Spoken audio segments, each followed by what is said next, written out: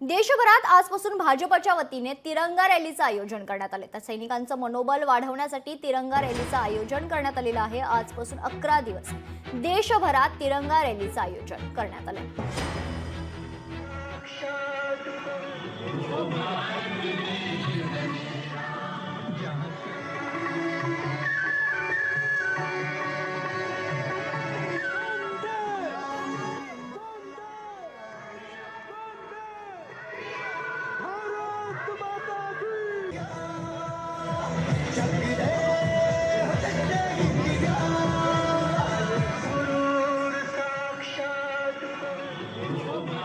Maharashtra Bharatiya Janata party 13, 14, 15 3 दिवस मंडळाच्या स्तरापर्यंत म्हणजे 1280 जे आमचे मंडळ आहेत, आमचे जे 80 जिल्हे आहेत संघटनात्मक, या ठिकाणी तिरंगा रॅलीचं आयोजन आम्ही केलेलं आहे।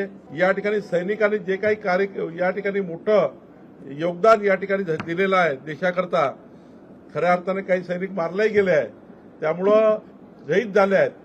त्या ठिकाणी त्या दहशतवाद्याच्या याच्यामध्ये या युद्धामध्ये काही आमचे सैनिक हे शहीद झाले आहेत।